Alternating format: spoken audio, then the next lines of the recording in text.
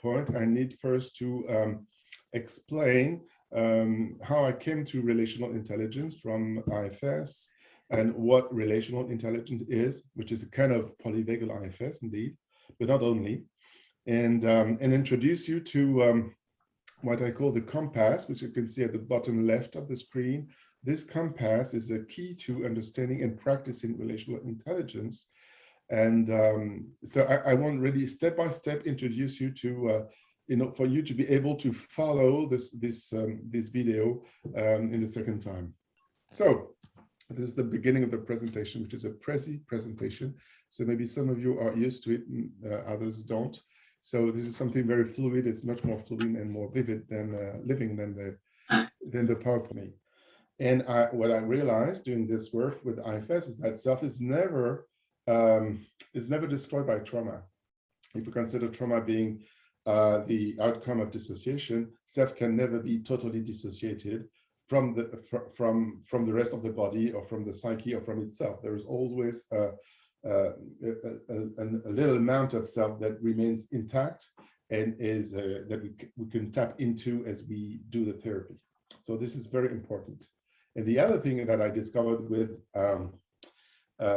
Deb Dana, as she introduced me to polyvagal therapy, is the idea of neuroception, which is this idea that was coined by Stephen Porges. Neuroception being the capacity, the innate capacity for the autonomic nervous system to detect safety, cues of safety and cues of danger. And so this can be distorted as we go through trauma, but basically neuroception is programmed in the brain, in the autonomic nervous system, and this program can never be destroyed by trauma either. Well, we have self, we have neuroception, and those two dimensions are never destroyed by trauma. And so we can play on, we can understand trauma and treat trauma by really using those two pillars in a very powerful way by combining them two. So self plus neuroception introduces us to what I call relational security, that I will talk more in detail later. So the purpose of relational intelligence is to treat dissociation. Well, in the patient, it could be dissociation in the patient, within the patient, or it could be dissociation between the patient and the therapist. That's something that happened, that dissociation is cutting the relationship between the therapist and the patient. So I call this model relational intelligence as a neurobiological psychotherapy. That means that we are not treating symptoms primarily, but we are treating the brain. This is the focus of relational intelligence, that we want to treat the brain, to make an intervention on the brain. And this allows, of course, this allows for an improvement of the psychological trouble that people are dealing with, having problem with, and also because it works on the brain, it is also a way to prevent diseases. Because as we know from the ACE study, maybe some of you know this study. I can explain that later if needed. But the ACE study shows that early trauma is a risk factor for disease happening, somatic disease happening much later in the life. So it's important to understand now that we have to treat them, to improve, to make intervention on the brain, and we can do that because now we have tools through therapy to have the brain reset, heal, and be more appropriate to the present time, and not be monitored by mechanisms that were used in the past for the purpose of survival. So this is a very important slide because it puts together many important ideas that are relevant to the relational intelligence model. So let's go back to what is key to me, to what is the root of everything, which is dissociation seen as an inappropriate experience in front of danger. So there is, I was saying that this is basically trauma is very basically to me an inappropriate experience in front of danger, which is generous dissociation, as I will explain now. So probably a lot of people know that, but this is, I would like to make it very clear and short for everybody to have this in mind as we move on to understanding a bit more in depth the model. So let's see somebody who is safe. This is the position that we, well, probably the place, hopefully we are most commonly in our daily lives. But at some point, as we all know, some danger, we are exposed to danger. And there are two characteristics for me to danger. First, the nature of the danger, and the second, the distance, the physical distance between the person, the individual, and the danger. Something can be very dangerous, but it's very aloof, it's far from the individual. It's not a problem for the person, but if it gets closer, then you will have the combination of something dangerous and close, and then this will, as I've learned from polyvagal therapy, lead to the activation of automatic responses, which are those automatic responses which are scheduled in this in the autonomic nervous system that we'll talk in detail later. So those the automatic responses to danger, whether they are due to movement or immobilization, but the objective of this is to establish a safe distance between the danger and the person. This is the objective of this, whether by attacking or by immobilizing or freezing. The objective is to give a chance to the person to be in a certain distance of the danger, even to annihilate the danger if possible, but at least to bring a certain distance for the nervous system to go back to safety. This is very simple, but this is what happens in the wild when the animals are exposed to danger. They resolve this, very simple, and if this is not resolved, they die. There's a predator, there is a whatever, but there is a natural issue, which is death. But for people, this is not leading to death. People can be chronically exposed to danger as a child, and the danger never is never put away by whatever could happen, especially the autonomic responses. So then we have, because this is not the danger is still close to the person, the nervous system has to establish dissociation in order to put in place what I call which is not safety there, but a survival mode. I'm sorry, a survival mode. So survival mode is a way that the nervous system recalibrates in order to stay close to a danger chronically, and to be able to function and to be able to function. But functioning is not living, it's a survival mode, as most of you know. So this is to me the point when the autonomic responses, the automatic responses, which are autonomic responses, and don't lead to reestablish safe distance between the individual and the danger, then we have dissociation. And I will show later what dissociation is neurobiologically. So to me, this is the commonality. There's this commonality between attachment wounds, attachment trauma, and some kind of a post-traumatic stress disorders. In both cases, the person are, I'm sorry, this should be moved.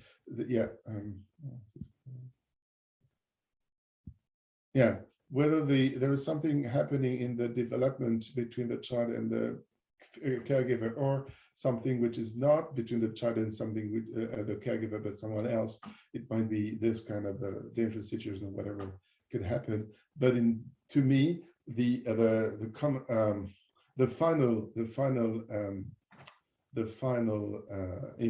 final result of this in both cases is dissociation that happens in another system, for the person to allow to survive to the stress and to the danger, which can be lethal. So it's a very unitary vision of trauma that I have. Okay, let's go back now to remind you a little bit, to refresh your memory in case you need it, about a polyvagal theory. So as you remember, maybe some of you know, I won't make a speech about polyvagal theory because this is well known, and And this is not the purpose of my talk, is just to refresh your memory. So 7 Porges described through polyvagal theory 3 important segments in the autonomic nervous system. Autonomic nervous system meaning the part of the nervous system which functions in an automatic way, not conscious, it's automatic. So this automatic nervous system rules organs and also safety. This is the 2 big roles of the autonomic nervous system. And it has developed through 3 major steps. First step is this nervous system, which was the very first one present in not in humans, of course, at the time, but it was in vertebrate, the reptilians at the time. I'm not sure about the names, in the English names precisely, but this is at the very, very beginning. So the reptiles had only one nervous system in order to deal with danger, which was and it was automatic and would lead to immobilization in front of danger. Then later with fish appeared another layer of autonomic nervous system, which was the layer of mobilization, which was able to give, in case, which was able to give to the animals that were gifted with those 2 layers. First, to react with a mobilization response, whether attacking, whether fleeing to the threat, and in case this was not, this was failing, still the immobilization system was available. And then, much more recently, with the mammalians and with the humans especially, we have a 3rd layer, which is called the ventral. So we have dorsal, sympathetic, and then the ventral. So the ventral layer, called ventral for some anatomic reasons that I won't go into now. So the ventral system is in charge of security and connection. It's much more recent than the 2 others. And it really allows the individual to stay connected to people, to detect safety, and to socialize. This is to make very short. So how does this work? It's very important to understand that there is a hierarchy in this. First, when we are in safety, we're under the individual is under the how to say that, is ruled, the nervous system is mainly ruled by the ventral part, the ventral segment of the nervous system. In case of danger, there's an automatic shift towards the sympathetic. Even if it's very short, there's always a little glimpse of motor activity as the person is exposed to danger. It might be fleeing or attacking. And if this is failing to avoid danger, then automatically the nervous system brings immobilization and freezing in order to look dead in front of danger, and kind of hoping that the predator won't keep hurting and keep attacking the individual, and let go and allow the individual to just no, I'm going to say that different. With dorsal, with immobilization, there is an illusion of death, which is put in place because the predators in nature usually don't like to eat dead flesh. So it's a mechanism that was put in place to give a chance for the attacked animal to survive, and to survive the predator in case the predator would let go of the prey. I'm hoping this is clear enough. But what is it? The important thing is that we have to understand that there is a it's not kind of, it's a cascade. Sorry for this. There's a cascade.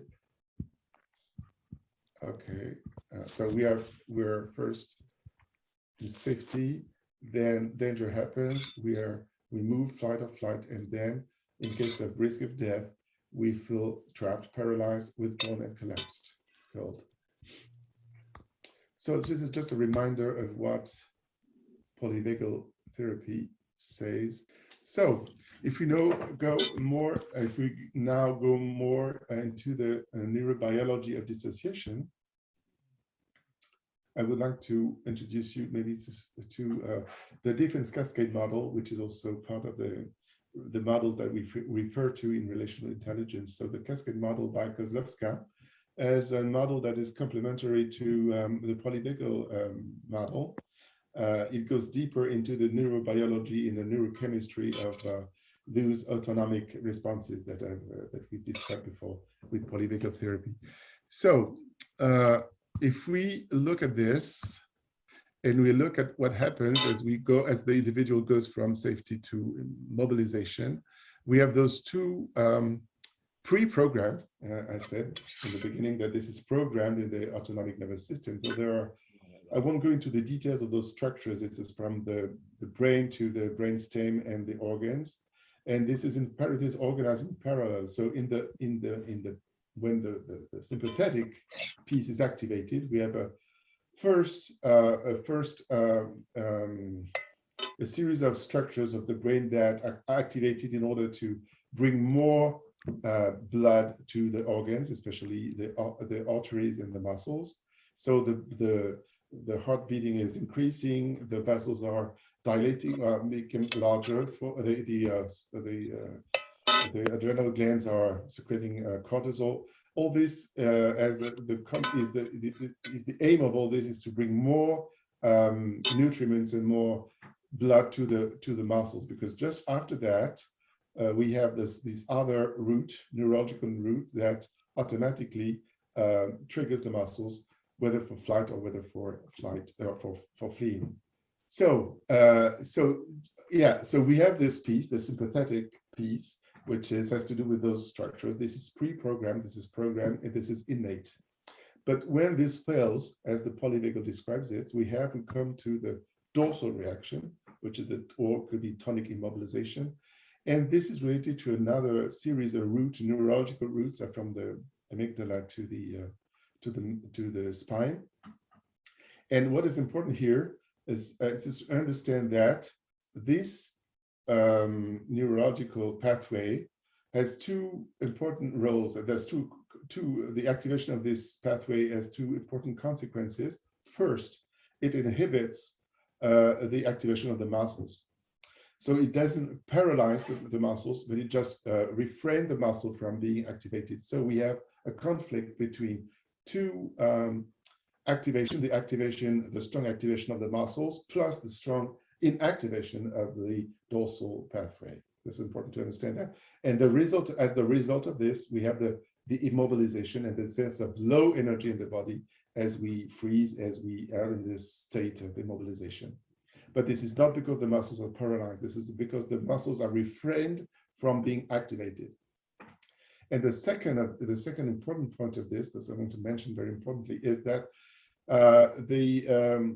this cascade difference shows that at the same time we have so there within the brain there is the secretion of opioid, and this is very important to understand trauma, because opioid are responsible for well, first for the fact that we don't suffer anymore, we don't feel the pain anymore, but the downside of this is that we get we're accustomed to that.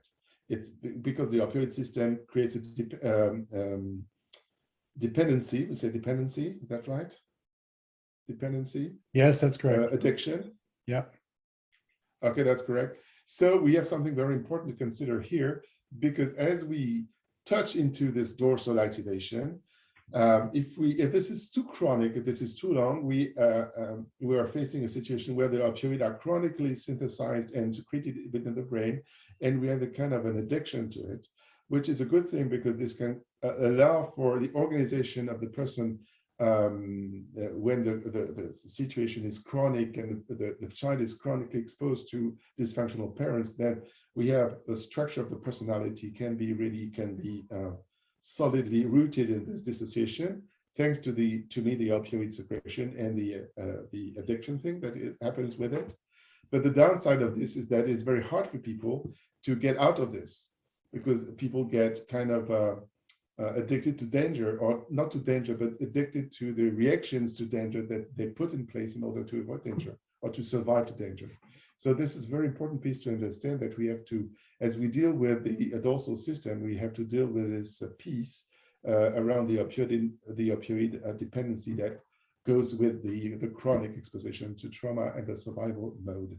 So we've seen that what is a very short and practical definition of the neurobiology of dissociation, what the autonomic nervous system is, and it works, the hierarchy, and the neurobiology of dissociation. We've picked up on this, and especially getting the point of the opioid system, how that impacts the management of trauma and the understanding of trauma.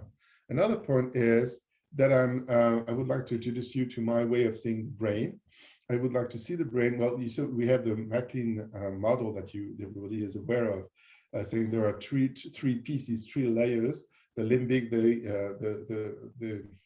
the archaic brain, the limbic brain, and the social brain.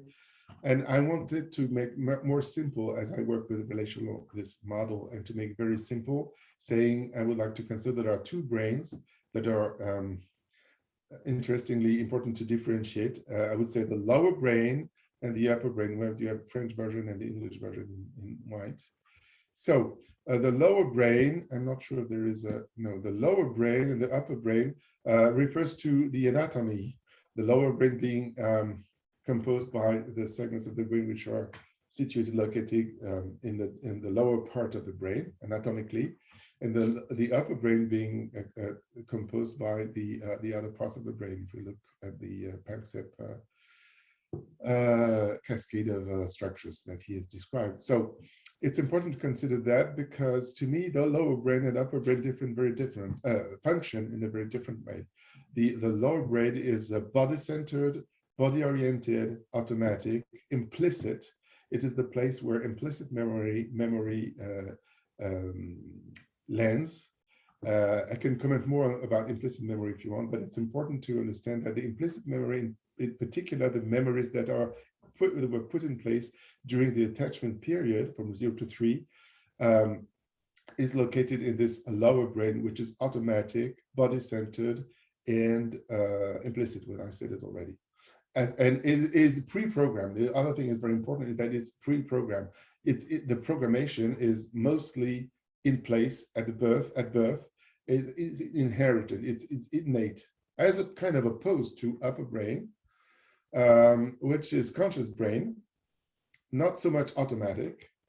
It's not mature at birth. There is no, well, of course, there are some programmation in place, but most of what happens in the upper brain is due to teaching and learning. And this is where we do the conscious learning. This is where we have the cognitive skills, and we do abstraction, and we socialize. So this is a conscious brain where the learning takes place. And what else? It's not that much body-centered. It's more centered about the outer world, the world outside, and other people outside. So, to me, this is meaningful to separate between those two brains. And those two brains are put in place, to me, in my view, in a way that they are meant to be dissociated to some point, because this kind of physiological dissociation allows the lower brain to work on its own, and the lower brain to look on its own. So it allows, for example, all of us to be to reflect, to talk, to understand, and to do the social tasks that we are doing now, as our lower brains do the organ functioning and check for the small safety. So there is, to me, a certain level of physiological dissociation between those two brains. As long as we decide with our upper brain that we are going to check to the lower brain and put in place our bodily consciousness in order to check with what happens in the lower brain. This is conscious awareness of what happens in our brain. So when we decide to look inside, to put, as we do in IFS, to go inside and to check with what happens in the body, so we have the brain, the upper brain, check with the lower brain. And in case of trauma, when the lower brain wants to check with the lower brain, it doesn't work that well.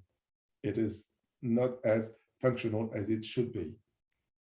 This is one point. And the other point is that we learn from neurophysiology, there are two ways that the information circulates throughout the nervous system. One is from top to down. This is top-down regulation. And the other one is from bottom to the lower parts to the upper part, the bottom-up regulation. For example, top-down regulation is I'm learning something, I'm hearing something, and this has an impact in my body. So this has an impact on my body. I can see something and see how it impacts my body. And the bottom-up is I can feel something and know that impacts my thoughts, my feelings, and my social engagement, for example. So bottom up and top down. And what we learn from physiology, neurodevelopment, is that the bottom up regulation is much more powerful, is much more powerful than the top down. And this is not something that we can easily think of, because as we are so conscious and we have such a big brain, there's such an upper brain, we have a tendency to think that this is the upper brain that controls the rest of the body, which is totally wrong. In fact, physiologically, the lower brain has much more impact on the rest of the brain than the upper brain has on the rest of the brain. This is very important to understand, that the bottom-up regulation is much more powerful than the top-down regulation, especially as we understand trauma and we treat trauma. And this leads to an important point to me, because I would like to, I'm not sure I'm going to say that now, but basically, see, I can say, yes, I can say something about that. It's very important to understand that, to me, in my vision,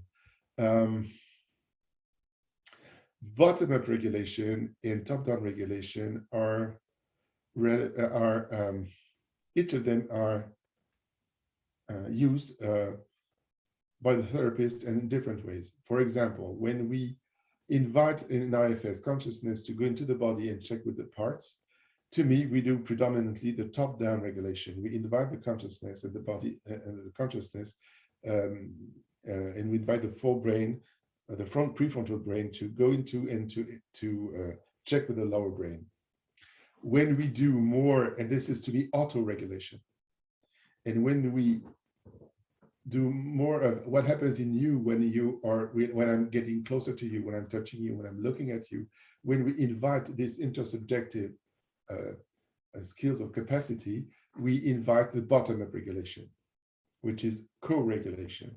So I wanted to have you understand that, to me, there is something very fundamental, understanding that top-down regulation has to do with the auto-regulation, when we try to auto-regulate from ourselves to our body, as opposed to the bottom-up regulation, which is used when we try to co-regulate to receive an impact from something else in order to soothe ourselves or to make ourselves safer. We go to check with cues of safety outside, and this is the lower brain that does this work. And as this information is taken in the brain, it is taken in by the lower brain and goes up to the upper brain afterwards. So top-down regulation has to do with auto-regulation, and bottom-up with co-regulation. And as we see, top-down and bottom-up is not does not originate in the same place. Top-down originates in the upper brain, to me, and bottom-up in the lower brain. And as we've seen before, those two brains function differently. They are not the same. One is automatic, the other one is conscious. So the way we can work with the upper brain and the lower brain with auto-regulation and co-regulation is not the same. And this is what I would like for you to understand, because we are going to move to what I call the compass, or the GPS of the relational intelligent therapist, which is this. And to understand that, we're going to always think of the symptoms of the person, or what happens in the person as the person is expressing the troubles or the symptoms, in terms of, is this what I'm seeing in the person in terms of dissociation? Is this dissociation taking place in the upper brain or in the lower brain? And depending on this, we will make a decision of, well, this is the upper brain, so dissociation has to be addressed with auto-regulation mainly. Oh, this is in the lower brain, so this dissociation has to be addressed through co-regulation. So this is very important to make the difference, because the tools to me are not the same. So upper brain, lower brain, this is the very important things that you have to understand. So let's come to the fan. I call it the fan. because it's very important to understand this fan and those the four segments of the fan. So the fan has to do with it's a spectrum, basically, from the more conscious to the less conscious, left end, right end. From this is follow the hierarchization of the brain, from the more recent brain to the more ancient brain, from the cognitive brain to the reptilian brain. On the left hand, this is the more conscious. On the right hand, this is the less conscious. On the left hand, this is the more related to the conscious brain, the explicit brain, and the more evolved brain. And on the right side, this is the archaic brain. This is the reptilian brain. So, how can we now, based on this neurobiological understanding of how the neurobiology of consciousness, kind of, how can we detect and say, well, would be what the person is talking about is related more to the upper brain or to the lower brain in terms of dissociation.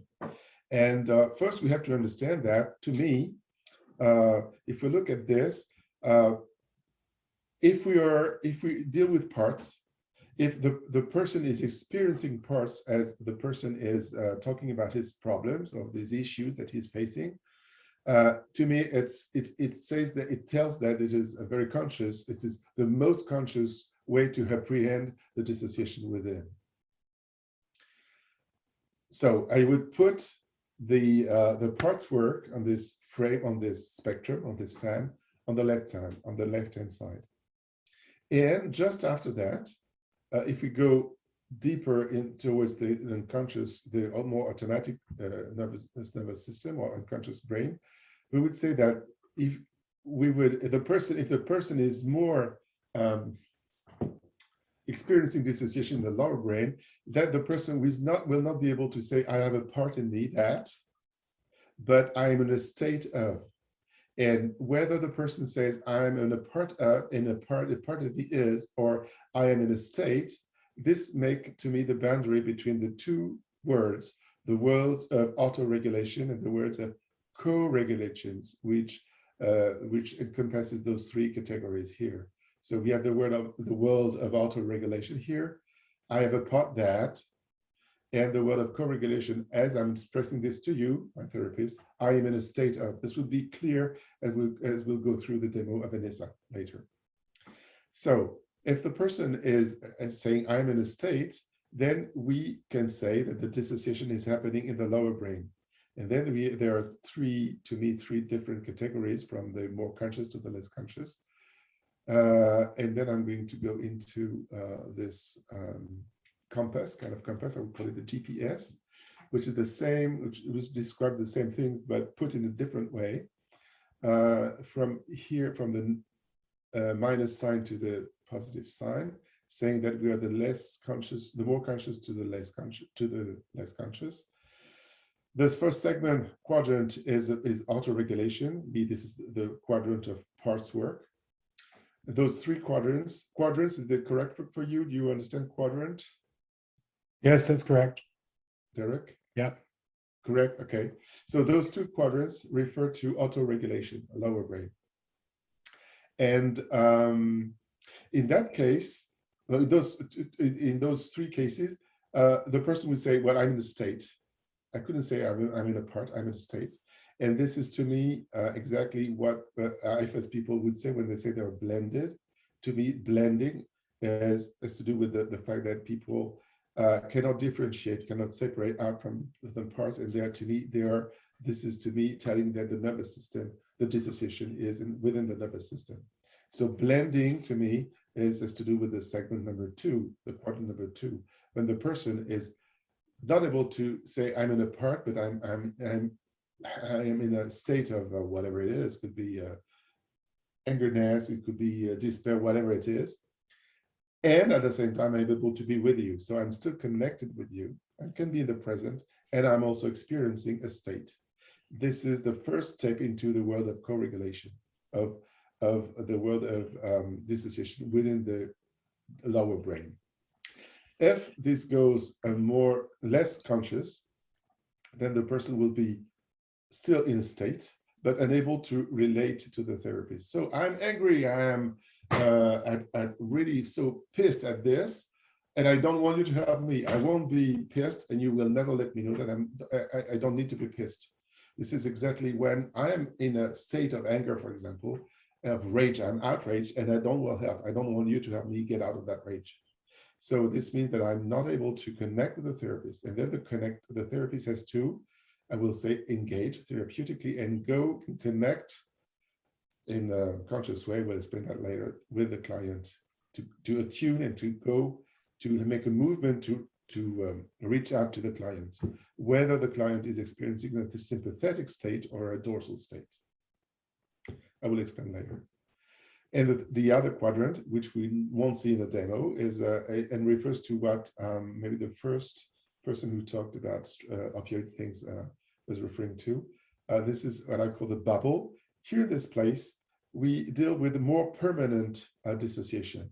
When the person has been exposed very chronically to an unsafe situation as a child, he has to really activate the dorsal pathway over and over and over again. So we have this opioid dependency that takes place, and we get to what I call kind of structural dissociation.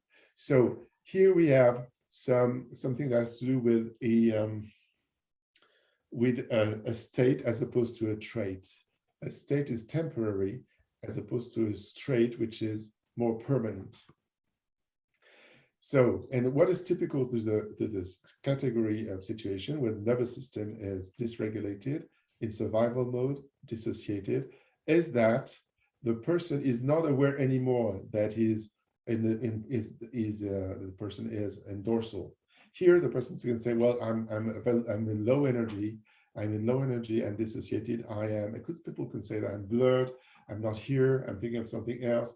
People have a certain amount of awareness that allows the person to describe what's happening within. In here, this has disappeared. The person is no more aware, has built up all of a system of to allow the person to consider this as normal. So I am not I am blunted, kind of. I'm not responsive to other people. Invitations. I'm not able to really relate to other people, but this is not important. I can live without that. And what will happen in the session is that the person will say, "Well, I'm kind of calm, but I'm not connected to you. I don't feel safe with you." And this will be the hallmark of what I call the bubble. I'm not going to talk about that in the demo. It's more complex, but we can go back on this later after the demo if you want to. So just this slide to show that if we consider the trauma under through the lens of dissociation, we can come up with this way of thinking, the way of this kind of roadmap to navigate the system, understanding that if we do parts work, we deal with the upper brain, and if the person is blended, then this has to do with the state, and this refers to another part of the brain, and then we need to do co-regulation. And that co-regulation to me has to do with, I call, therapeutical commitment, a conscious therapeutical engagement. I don't know how to call it in English, but this has to do with what the therapist has to do towards the client in order to address the nervous system of the lower brain. And this needs to come from the therapist. He needs to engage in order to help the client resolve the dissociation, which is not necessary in that quadrant. Here, the therapist does not need to engage because the client is safe enough with the therapist. He can deal with this. He is safe enough to be able to auto-regulate the system through the parts work. So is that clear enough for you? That is clear, Francois. It's also brilliant, but yes, it's clear. Okay, good. Thank you very much. I'm just, because I can't see you, I'm just focused on my thing. So yeah, thank you for the feedback. So, and the way to navigate through that is to ask the question, the key question in IFS is, how do you feel towards the part? And this is the key question because it's a self-detector, as you know. We still have this question in relational intelligence, but there is a question which is more key, kind of more fundamental, which is what happens in your body. what happens in your body, and I will ask this to Anissa in a moment. When you say that, you have this problem in your life, what happens in your body as you say that? So we invite the body consciousness and invite the person to check with the lower brain and let us know what the person is aware of in the body as the person is talking about the problem.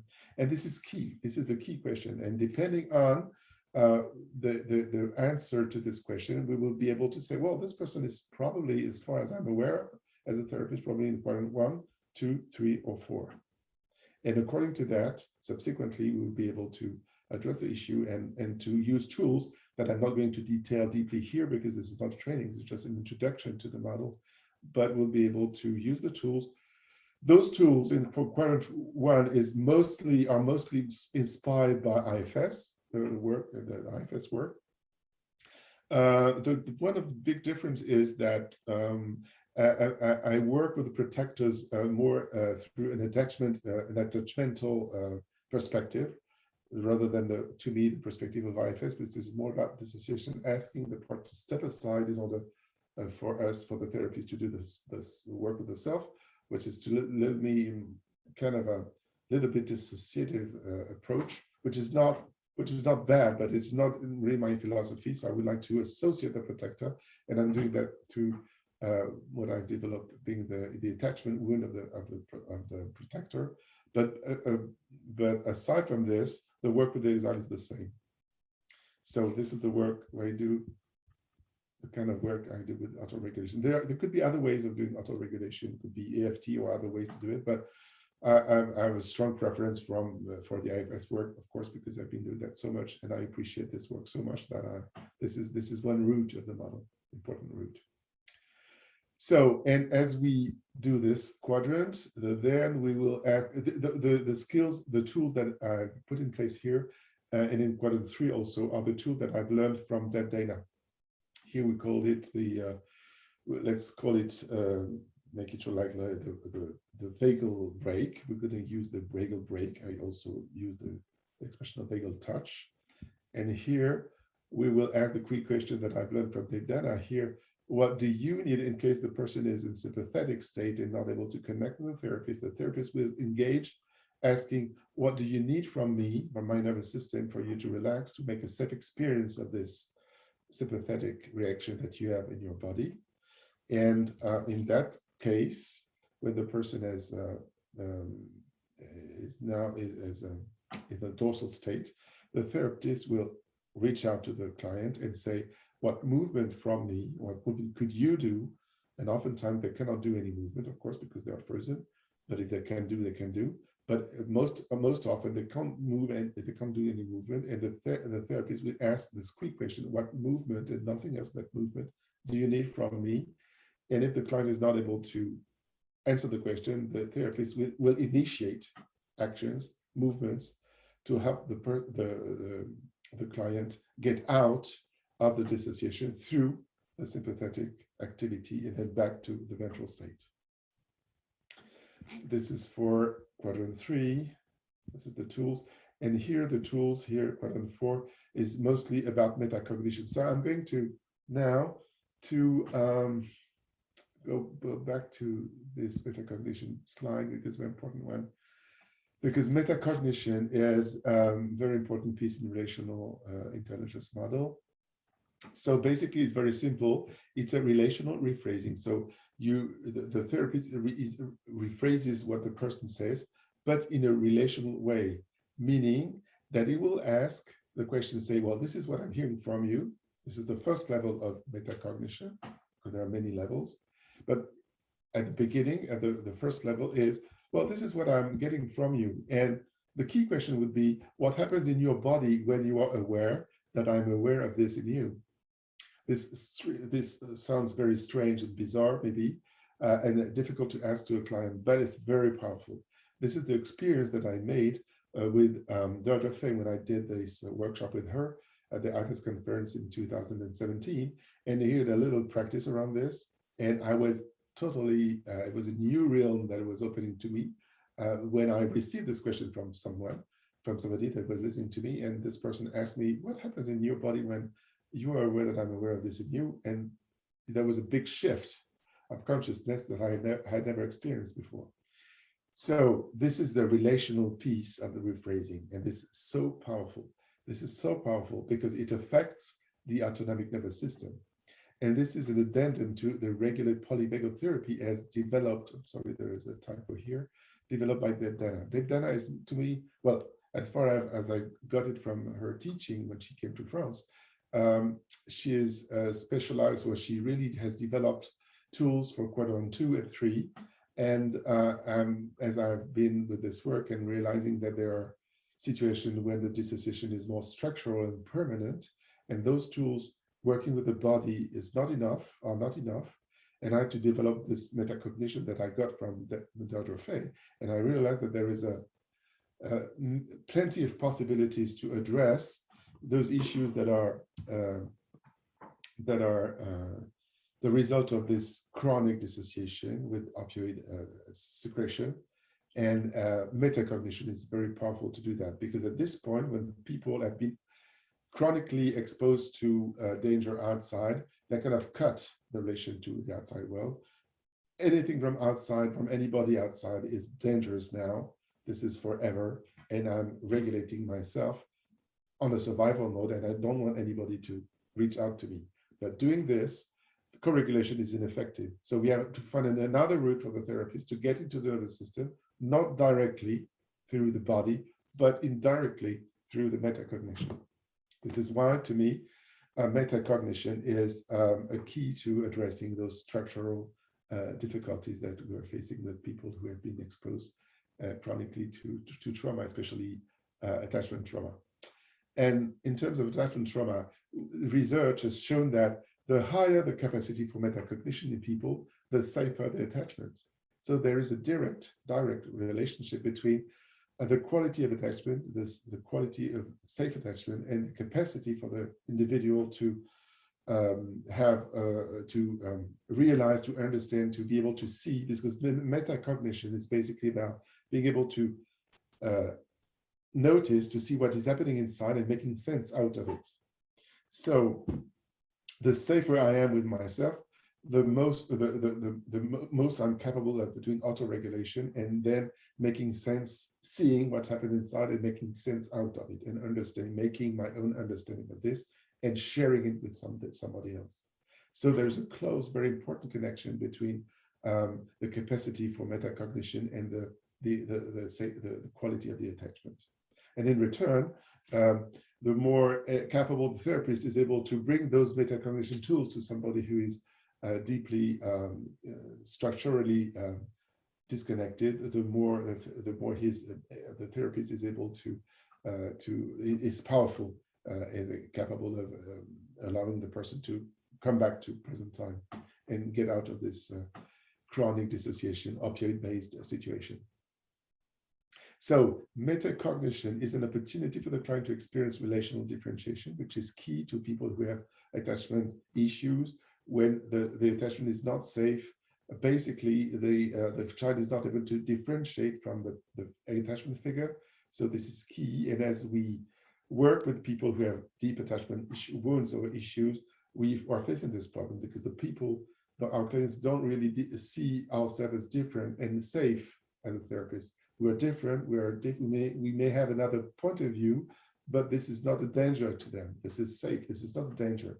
So being able to practice metacognition and safely is a way for the person, for the kid, a little kid who was enmeshed in this very complex and unsafe attachment, to start to realize that, well, there's somebody else that has an opinion about me, that has an experience with me, and this is not a danger to me. And this is, it might be, it can be, and it is a resource instead. And so I've developed a protocol for metacognition, for also a typo, sorry, in order to address deep structural dissociation. So with these questions, what happens in your body when you are aware that I'm aware of this in you, this is the basis, this is the first step of metacognition. And I've developed a way to go, as the person still is not able to connect when we ask this, to go deeper within, when the therapist is able to tap into what's happening in him or her, then we can bring more and more information to the person and try to address deeper structural dissociation. So this is what I've developed in my model. So this is to be taught, of course. It cannot be expressed here, but basically this has to do with how the therapist can tap into his own resources safely in order to help the client to realize that the other person is safe, can be a resource, and then start reorganizing the nervous system. So this is an important point about metacognition.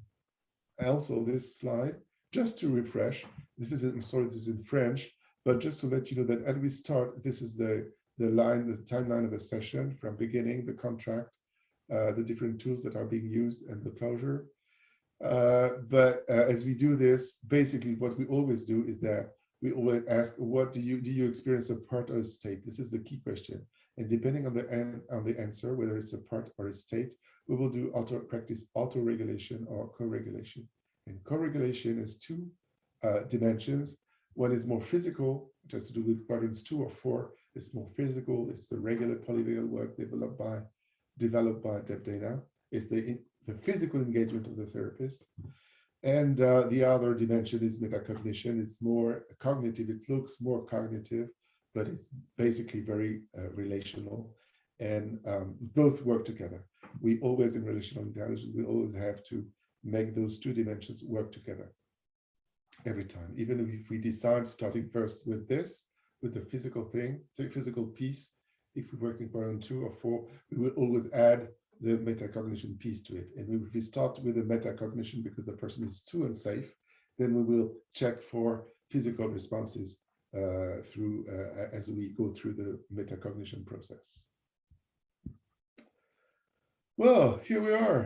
So as we move through the video, one of the quadrants will be lit up, and to let you know in which quadrant I think that we are at the time. So I've been doing the work myself. This is my representation of the work that I've been doing with Anissa.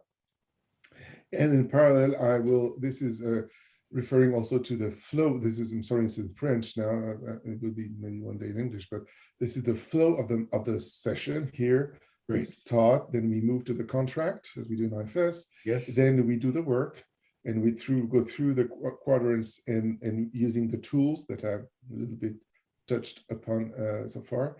Yes. And then we go back. The idea is that as we do this, we try to resolve the dissociation, and we work at the neurobiological level in order to go back to what we call the state of the ventral regulated state, the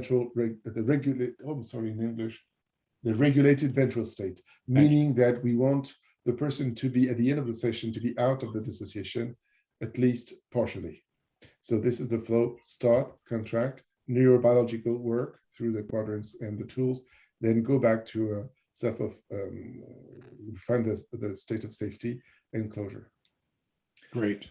And here in parallel, we can see the quadrants. Okay, so yes. I'm going to skip maybe the first because this is about the warning. Yes, so the very beginning is about I'm thanking Anissa. Anissa. Getting very close to so I'm thinking Anissa. So now we're going to start really at the. Thank you, because it's an honor for me. And also at the very the lower part of the left-hand side, you will have some comments that I will be making as the video is being played. So let's start. We can listen to that, and maybe I will stop. I will pause and make additional comments, or if some of you want to interrupt and ask, this is of course welcome. Can you hear well? It makes it even more nerve-wracking for me. But yeah, I'm happy to be here and happy to be with you, and really honored. Thank you very much. A little nervous too. Good. The content here. Let's start with the content. So Anissa, what would you like to bring to this session now? What how could I help you? What is the issue you'd like to address? Yeah. the thing that I wanted to address today is something that's, I don't know if it's a pattern, but it's something that I already had in the past. Oh, I'm sorry, I need to interrupt because I wanted to make general comments beforehand. Just saying that we are going to be mostly working throughout the quadrants 1, 2, and 3. We're going to do some parts work and work with the nervous system of the part. There's also something specific that we can do with this model. And also that I'm going to do a lot of metacognition. So this is what it was so important for me to introduce you to metacognition.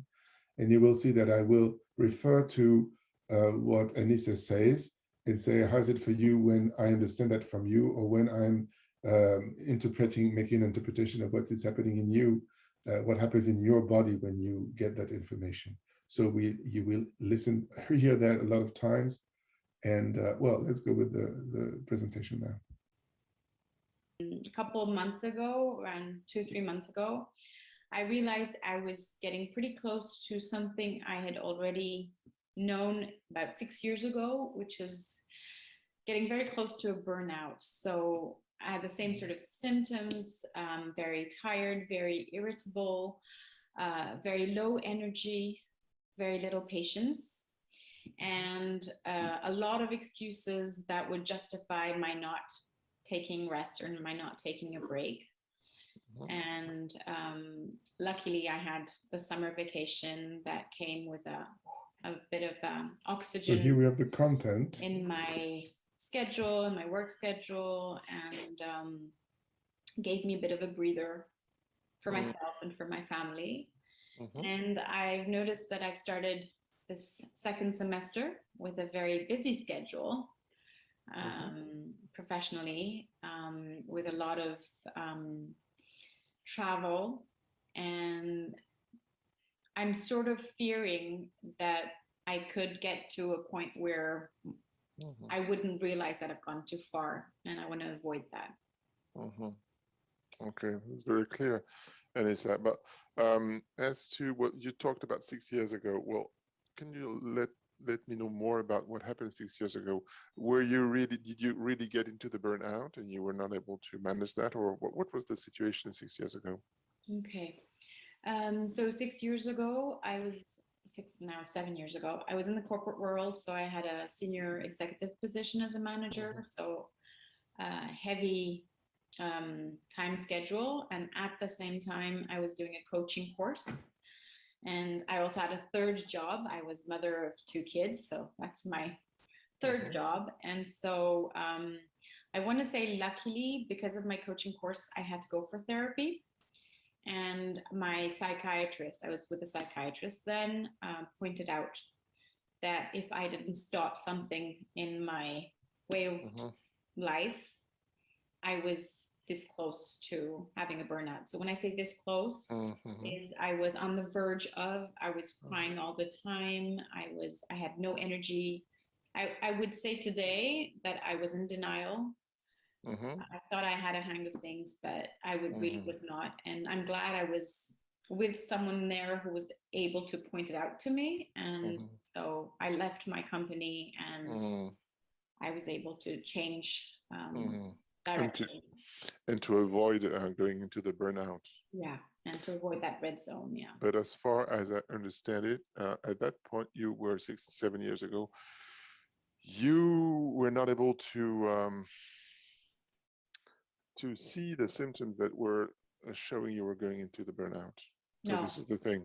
This is the point. And I could see it with everyone around me, and a lot of my co-workers, especially the project directors, so people were at the same hierarchical position as me. I would point it out, I would tell them to stop, I would show them all the signs. We had a lot of trainings to show us about the risks of burnouts, and so I was able to point it out with everyone else, and I can see it with myself. And I'm noticing the same thing happened a couple months back. Okay, so that could be a way to address. So at this point, I'm saying that we're getting into the contract piece, that we're leaving the content and going into what you want to work with. So this piece is not very formal. It's not really as we usually do it in regular session of IFS or regular intelligence, relational intelligence. So it's not very formal, but it's the beginning of leaving the content to go more deeper into the body, into the psyche. You just look at the pattern that is still in place, or another way to address this could be to see how you react to that pattern, what happens in you when you realize that. So just try to let's go inside and feel how you would like to start.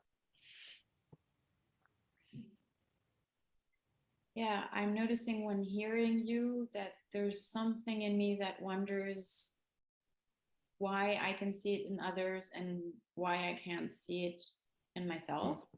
Mm-hmm.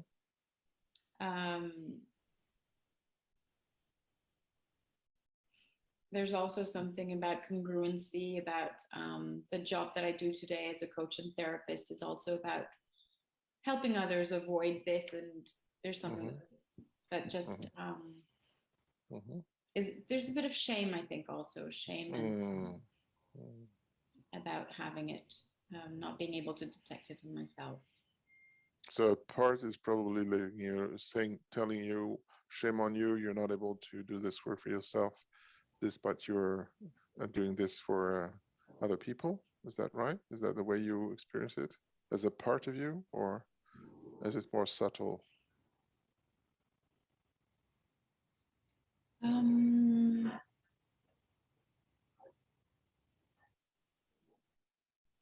I don't hear it as a voice, like as in something saying shame on you, but more like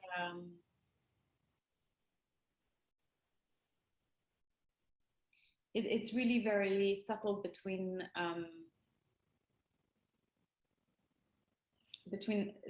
something in me that feels shameful, but not shamed as such. Okay, great. Nice to be that clear.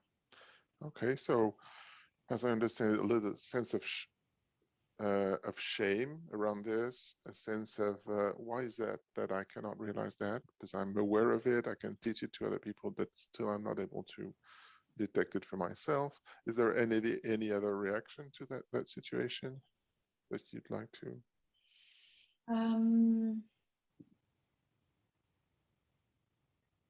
There's fear. Fear about going too far and not being able to turn back. For this session or in your life? Oh, in my life. Fear of getting into the burnout zone. Not, yeah. Okay. So because of this, well, let's say this is a part. Would you agree that a part is afraid of? Does it work? Okay. Yes, so, okay. So do you think, or maybe you can ask this part, just check with this part, if this part has an agenda for this session, like you need to. That's an opportunity for you, Anissa, to avoid the burnout. So please do the work, and hopefully you get to something that will be good for you and me. So like kind of a pressure.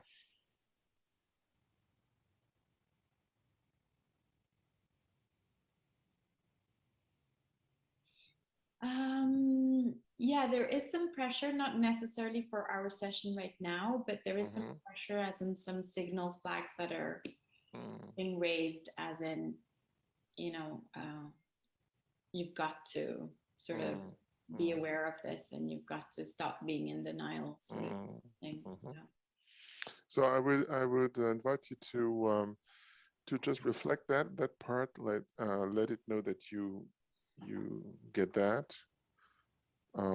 You probably, but we can see that you probably validate that it's very important that you do something and that you're currently doing something in order to address this issue, and see how the pot reacts as you reflect, and let it know what you think about the situation. So the tool that I'm using here is metacognition, but it's metacognition within.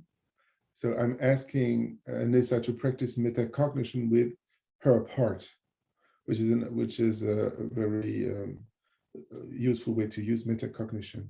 You can use it within, And you can see that you can do part work with using metacognition, which is basically has to do with working with the nervous system of the part.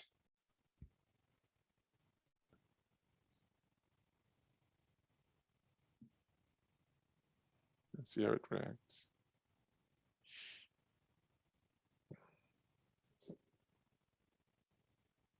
Yeah. What comes up is that I'm getting the sense that rather than being connected to a part right now, I can see myself being more in a state. Mm-hmm. Some sympathetic is there. Mm-hmm. Maybe that's sort of blurring me as to connecting to the part. Just feel there's a lot of high energy in me right now. Mm-hmm. So as you were trying to connect or attempting to connect to the part, you're feeling a state of sympathetic, high level energy, blurring, and kind of trying to. So yeah, it does not allow you to connect to the part? Would you say that? Yeah. Mm-hmm. Mm-hmm. Yeah, like it makes sense, but I'm not connecting from the heart. I can make and as you try to connect to the part, you have that state that comes up and prevents you from connecting to the part. So that's very important that we address that now. So yes, so because this is a state, and obviously a state, and it's a sympathetic, I will ask you the question: what do you need from me, Anissa? And maybe before that, just before that, how do you feel connected to me in terms of if you had to rate this from 0 to 10, 0 being totally disconnected, 10 to be fully connected, how would you rate the connection that you're having with me now? So this is an important question because this question addresses the intersubjectivity piece by asking the client to rate the level of safety. We have an indication of the autonomic nervous system being allowing for co-regulation or not. So in other words, perceiving the therapist as safe or not. It's a very important question and specific to the model. So, yeah.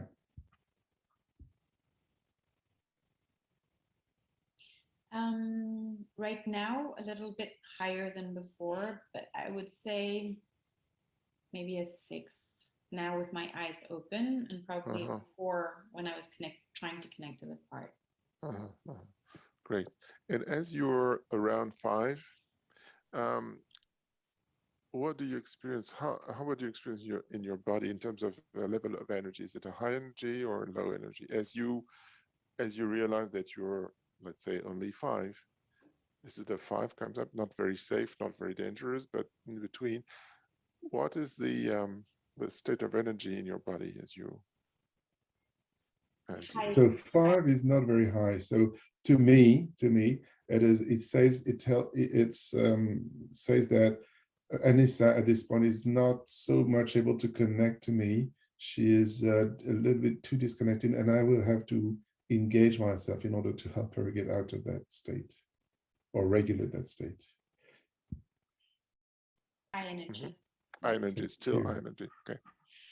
So we're going to try something, which is to see how we can regulate that, co-regulate, and your system can get from co-regulation. So we're going to try this, and I'm going to ask you the following question, which is, what do you need from me, Anissa, in terms of in terms of distance, in terms of me giving some clues of safety through my face, through my gaze, my facial expression, the way I hold my head, my voice.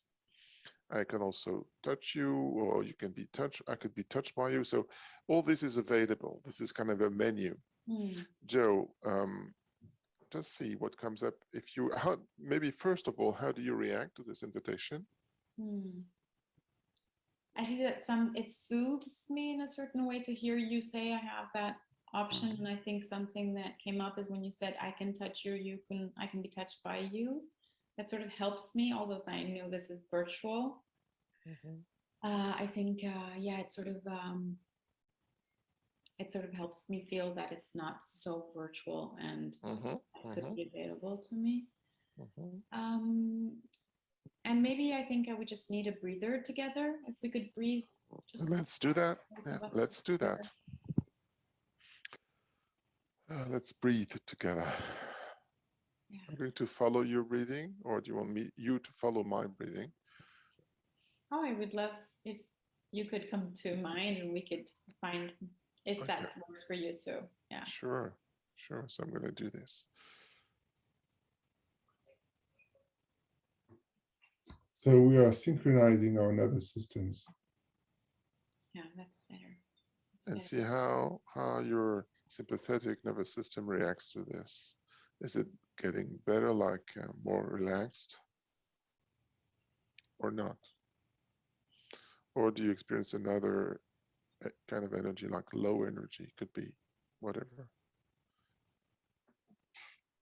Just to be clear, high energy refers to sympathetic activity, low energy, bodily energy refers to dorsal activity, dysregulated dorsal activity.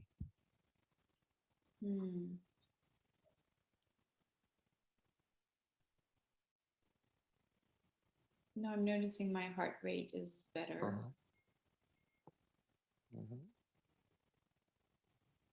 I'm still on a little alert, but I feel more connected to you. Like how much from 0 to 10? I'd say I'm on a 6 or 7. Yeah. So just realize that, show your nervous system that it is getting more clues of safety from me. Not a lot, a little bit.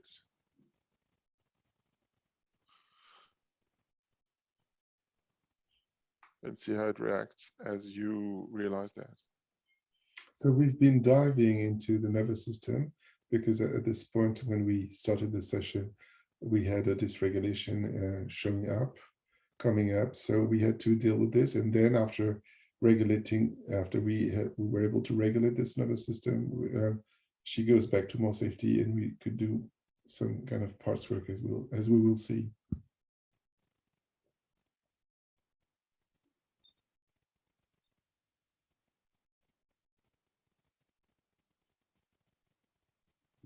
Yes, it's calming me down. Good. So to me, what's happening now is that the way I understand is that your nervous system is really needs to be co-regulated by somebody who is aware of what he's doing, and that also you are aware. So it requires a lot of it really requires a lot of mindfulness from both of us, especially me, but also from you. So how does it react when we So realize this is metacognition. I like to hear it being said, makes sense, and it's nice to hear it being reflected back. Yeah. Yeah. So you have this movement from your shoulders. I can't find the name now. The word in English, which is the Sigh? The what? A sigh? A sigh, exactly, the sigh. So the sigh is very important to detect in the client, because it is a way the therapist can make sure that that we are working at the neurobiological level. And when the sigh is coming up, it means that the autonomic nervous system is coming back to ventral, as I've learned from that data. So very important clinically. I'm noticing that for people who are will be watching the video with us later. They shall be sigh. So your nervous system is regulating. I feel it. And becoming more ventral. Very good. So just savor that. Savoring is very important, because when we say savor, it's not just only because we want that person to feel good and to relax, but because we know that behind this, the nervous system is reorganizing. So we want to pause on this, to savor, meaning to pause and to allow the nervous system to reorganize, to do the new, to abandon the old routes and to get into new connections. So this is very important, to pause and to let the nervous system really reorganize. Hold in that for maybe a couple of seconds, and we're going to go back to the part. He was saying just before, this is an important thing you have. Well, I'm afraid you are going to, like 6 years before, 7 years before, you're not going to see the signals, and you're going to go into a dangerous position. So I would say, what do you feel now for this part? How do you feel towards this part would be better? So here, because I'm getting that the nervous system is more regulated, I try the direct connection from self to the part by the key question that you all know, which is, how do you feel towards the part? It's coming up, Francois, and I don't know if this is from the part or where it's coming from, but there was something very soothing in the fact that you said that you noticed that what I needed was co-regulation. Mm-hmm. And it's sort of that fear that I was expressing, that I may not be able to see the signals. It sort of settled the part to say, that it's okay if you don't see it, and Francois can see it, or tomorrow you may have a therapist who will see it. So you don't have to put all that weight on your shoulders. And that's sort of, that sort of really touches me, because I know that I'm someone who can put a lot of weight on my shoulders. Yeah. That's very, very important that you validate that. You let know the part that you really got that message, that it makes so much sense for you, that you're touched. So again, savor that state while you have this deep connection with the parts. So now we could say that there is the connection between the self and the part. There's the resonance. And I think we already have a good way to do, nice way to do work, because apparently this is telling me as I'm an observer, that it seems to be key to your system that, or maybe in the past, you didn't have that opportunity. Well, when you have a lot of things to do, you had many things to achieve. I don't know what happened in your life as you were a kid, but you were not able to have an attachment figure that was supportive of you and was able to say, well, this is too much for you. Don't that too much, to be mentored in a way. So what I'm doing here is it's something special. I call it enhanced metacognition. It is that I'm not tapping onto something that she's experiencing when I'm referring to the theory of attachment, and I'm referring to one of the qualities, one of the function of attachment, which is the mentoring, safe mentoring. So I'm bringing to the relationship, to the therapeutic relationship, a piece of information that comes from outside from the attachment model. So I call it enhanced metacognition. This is the point. So this is give me a flavor that you were, as you were a kid, you were not mentored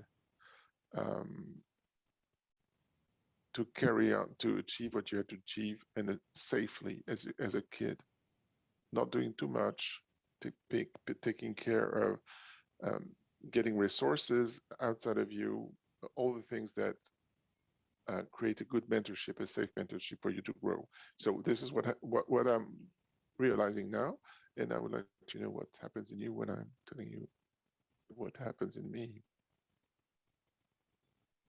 Something does resonate and something doesn't. What does resonate? It's important to understand that the purpose of metacognition is not to really see what's happening in the person, but and it's just a way for the person to sense what's happening within. So it can be fair, it can be exactly what the person feels, it can be something different. The point is that it allows something to emerge internally in a client, and in this way allows for the regulation to occur. Is that I have a younger brother who's 5 years younger than me, and when he was born, I sort of mothered him, and it was like known to the family that I was his baby mother. So I'm just 5 years old, and I know that I took on that role. But at the same time, I don't think that my parents or my surroundings were not there to mentor me. They didn't let me sort of raise him as such. They were there for me. Mhm. But I did take that role on. You Yeah. did take that role on, and you realized that you experienced that you were not alone to do that. You were not forced. You were not forced into that position, as far as No, you know. no, that's not that. Yeah, it's not like my parents were absent or whatever. It's just that I took it upon myself to mother him. Yeah. Mhm. So that's So, okay. So just be with this and reflection and this insight, and let know the part that you getting this, that you as you remember that I was a kid, you had to take on the role, take on the role of mothering your brother, but still you were not alone, and you realized that your parents were supportive.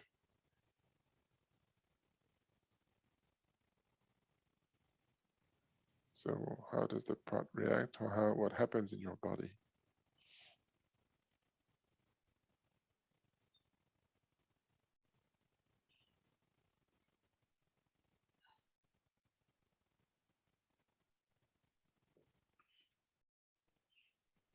it's a distant sense, not a very close sense, but it's a distant sense of me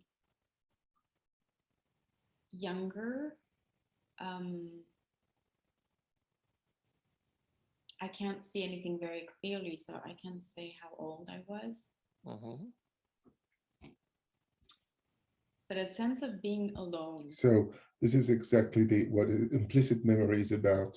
It's not located in space and time, so she can say how old she was. It's just a sense of being alone. This is implicit memory, so related to attachment issue, attachment trouble. Mm. And I can't pin out exactly why or when or what the circumstance was, but I get the sensation of being alone. So here we are doing parts work, but the thing is that she feels safe with me, and we are doing parts work. But what we're doing is co-regulation within. So she is addressing now an issue that is that is related to dissociation within the autonomic nervous system. And that's all I'm getting as it's more like a sensation than a story that goes with it. There's no story, but a sensation of being alone. Yeah, as in being unsupported, sort of alone. Okay. So at this point, I would suggest that we hold this slightly for now. We go back to the sensation of being of shame. Is that okay? So we are not forgetting this, holding it light, and go back to the sensation of shame. Do you, as this point of the session, do you still have this sensation of shame? No. No. I want to make sure that the protector that was there in the beginning is still not having any impact on the flow of the session. And if we go back to the part that wants to understand what's going on with this, how does it react to our doing the work now? No, I think everyone is settled and feels safe. Perfect. So at this point, Anissa, we can keep working with this part could be a very nice way to address this. I think this is a good way. But also we could also think the part for what it let you know, and go back to the pattern of not being able to recognize the signals of going into burnout. So it's another way to address that. So how do you feel this? Which way would you like to, or maybe there is another way? that you What see? feels right now for me is the way I see things unfolding is that the fear of not seeing patterns is sort of calmed down when it's sort of, felt that it's okay if I don't see it because I trust that someone around me can, and so that's settled. What's coming alive is the notion of putting a lot of weight on my shoulders, which resonates with why I could get to a burnout. And yeah, so that seems more present right now to address why is it that I put so much weight on my shoulders. Okay, that's perfect. So it's very clear that we can move on with the part, and let's do that. So this is your decision. I'm really okay with that, and I'm thankful to the part for showing up and being open to the work that we work with it. So thank you very much to the part. And so you had a sensation of being mothering your kid, your took in on the role of mothering your younger brother, but still, as you were aware that you were supported, you felt supported by your parents, you were not alone. But as we moved on, you had a sense of being alone and carrying too much on your shoulders. Yeah, the sense of being unsupported comes too. Okay, so let's focus, being unsupported. Although just before you had a sense that you were, so your parents were present, were present. Okay, that makes perfect sense.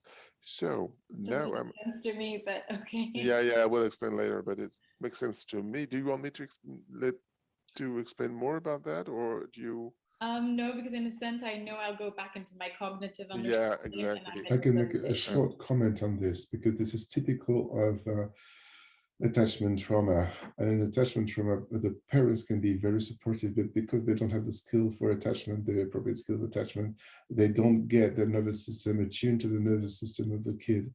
And so this is the cause of the dissociation. So we have often this pattern of being loved, but yet being unsafe. And this is why I'm saying this makes so much sense neurobiologically.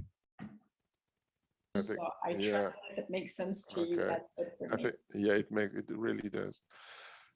So I suggest that you focus now on the sensation of feeling unsupported, making sure that the part that you know about that is okay to be on the side and not to be directly addressed. Is it okay for the part?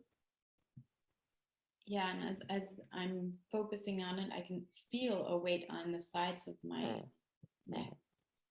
Okay. So get into the bodily sensations.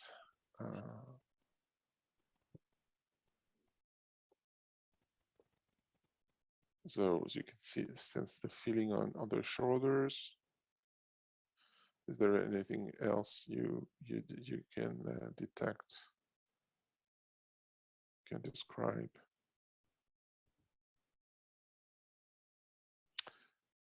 Okay, it doesn't make sense, but I'm going to say it as I feel it. It's like someone is pressing down on me. It's like somebody from above is pressing down on me, like pressing on my shoulders. That's the sense I'm getting, but I'm not. This is the sense, but are you seeing somebody actually doing this? Or seeing, or just getting that there's an energy behind you that is doing this? Could be seeing, or could be feeling an energy from outside doing this on your shoulders. Or is it an interpretation that a part of you is making about that? No, I can't see or sense whether it's someone or an energy. All I can sense is it's not weight pulling me down, it's something pushing me down. That's the sense I'm getting. Great. Very clear. Would you say that the level of energy that bodily energy that you're experiencing now is high or low? Low. Low. As you say low, just look how it is in your body. Is there anything new that comes up that emerged from you realizing that the level of energy is low?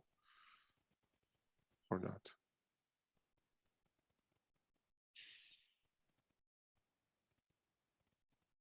No, it's just like I'm sinking into lower and lower energy. Mm.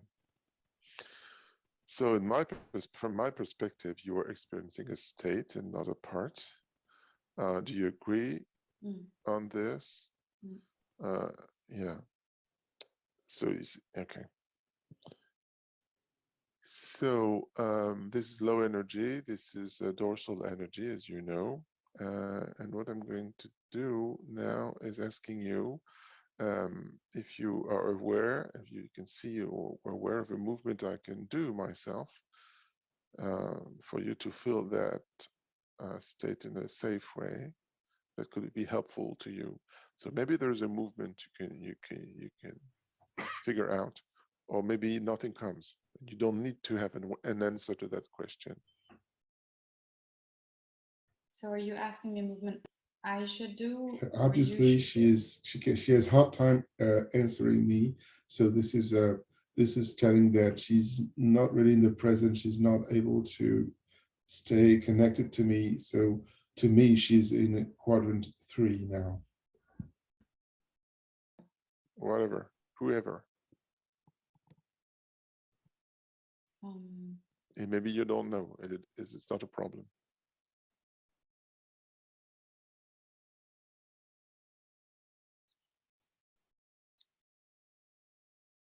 Yeah, I'm not sure it's clear. I think there's something that sort of wants to make me sort of curl up.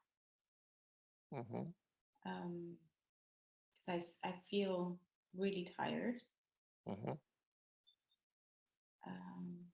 I feel you're here, but I don't need anything from you. Disconnection is actually disconnected. You're here, but you cannot do anything for me. She's really seeing the world from the place of dorsal energy, from a place of disconnection. She's seeing me in the relationship. Do you want to actually curl up now? What do you want? Do you feel that would be appropriate, or do you just need to see that this is happening inside you and that I'm aware of it?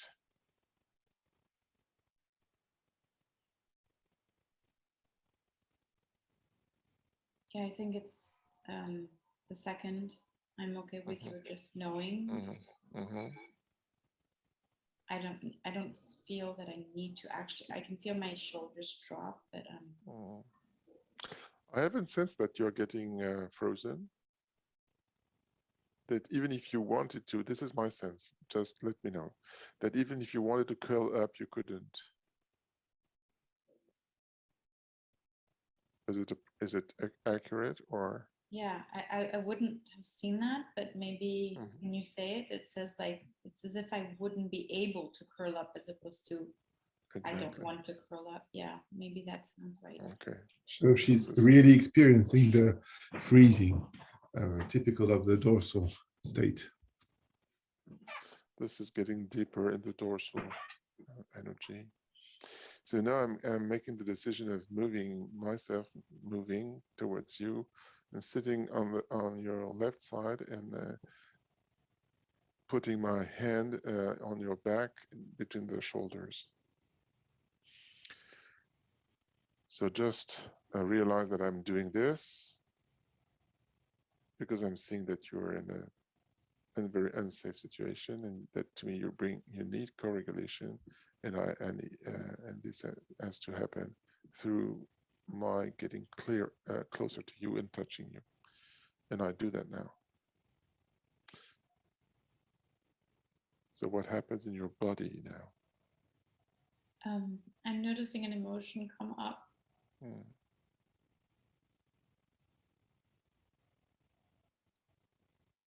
Stay with it.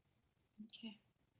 And also feel my hand on my hand in your back and my body on your side. So the closeness between the two of us, plus the touch. As in the same time you are experiencing this low energy and emotion. So as a comment, I'm saying this is an exit of dorsal through sympathetic. She's experiencing to me what is sympathetic, which is the emotion that she's now experiencing. This is how she will be able to move from dorsal to ventral through sympathetic, as we know from polyvagal theory. And I'm with you. I'm really touched by what's happening to you. And I'm really with you in this, because I can feel this is a delicate place you're getting into. It's like I can feel my body heat up, like it was frozen, but it wasn't. I wasn't cold, but I can feel like I can breathe. Mm-hmm. So this is the sympathetic energy being released inside and allowing you to get out of this dorsal energy. So really take that in your mind. Go with this warm energy coming up, this movement coming up. This is really that you have to follow your body is now getting out the dorsal energy through the sympathetic as you are being co-regulated with me physically.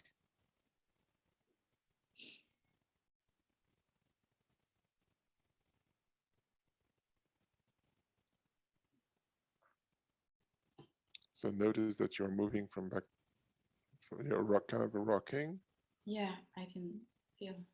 So do that consciously and see what happens when you consciously rock. So rocking, it can be seen as a way to self-regulate. So she now accessing for the self-regulation is now accessible to her. See what happens in your body, the warmth.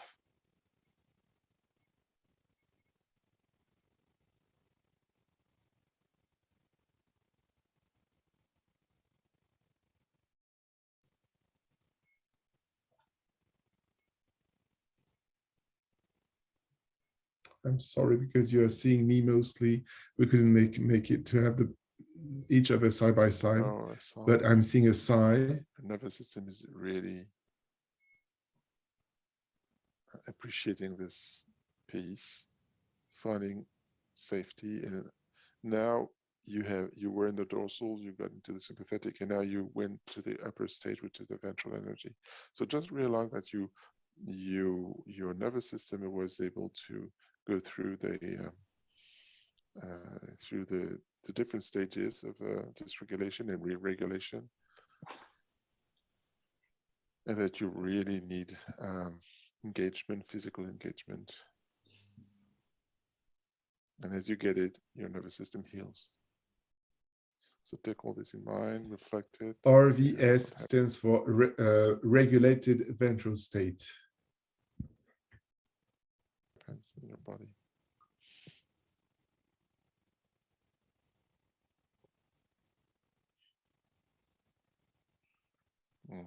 Sigh again. Savor the state.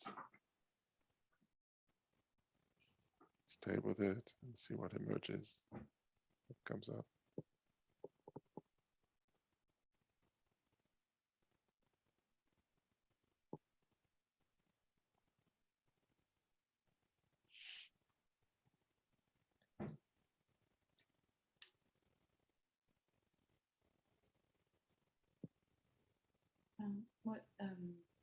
I want to share something with you that came up. I could see a really, really, really young baby.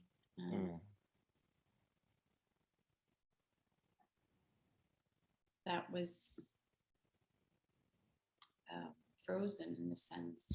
So again, we dove into the nervous system, and she was able to go back to kind of a, well, not a kind, she was able to reach more ventral energy. And as she was able to reach this, the nervous system is showing the key exile underneath, which is this black fetus that she's going to talk about. So this is the outcome of a regulated nervous system, that she's not able to see the nervous system is showing what was previously hidden.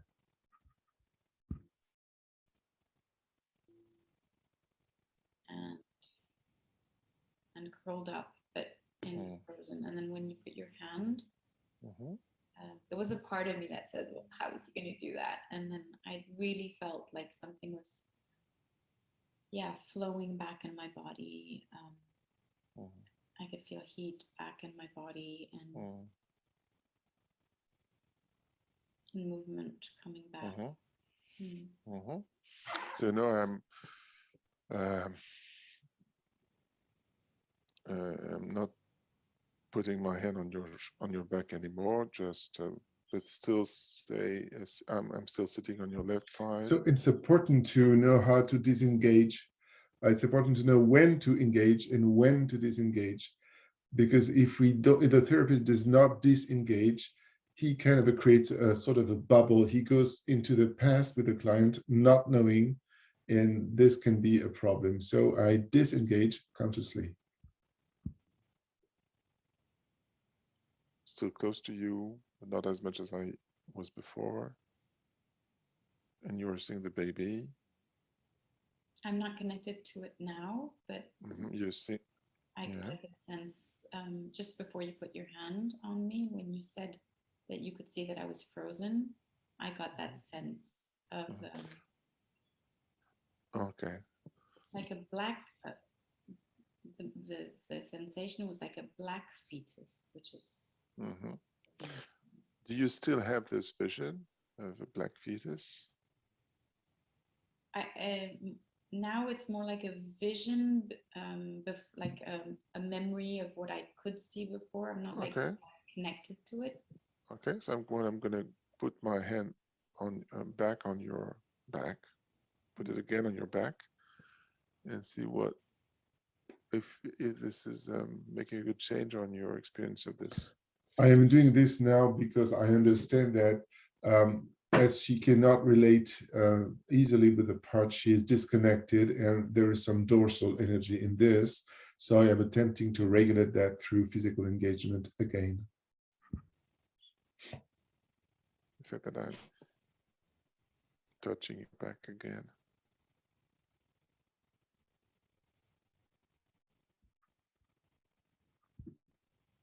No, I can't.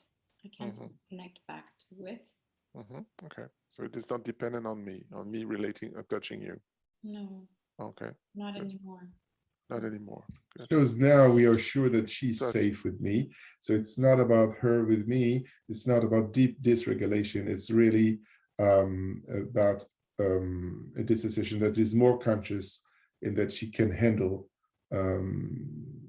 internally safely. I suggest that you focus on this black fetus, or even if it's the black fetus. Where do you experience it in the body? It's more like a sight I have, like a vision I can see. Okay, not really. Okay, not really. Okay. So let's try that. Let's try to see how you feel towards this part. I am kind of reluctantly using the word part because to me this is not a part as we commonly name the parts in IFS. It's more related to an implicit memory. So I say part because obviously this is self-regulation. She's safe with me. She's something she can handle, but it's not a part like a part would be, we would figure out a part in the explicit word, like in space and place. It's more general than that. It's an implicit memory.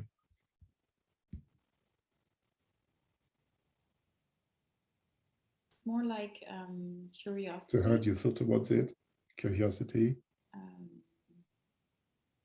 But I am noticing like another part that's like, why am I not connected to it anymore and wants to be connected like I was early on. Just and when I was early on in this session. Mm-hmm. Okay. So there is a part of you which is a little bit anxious about that. How is it? No, it's like curious to get connected back to it, that wants to Okay, connect. okay, It's not the okay. open self Okay, curiosity. It's more but like it's not a pushy part. it's more like an agendaed curiosity that says, hey, Okay, you know, okay.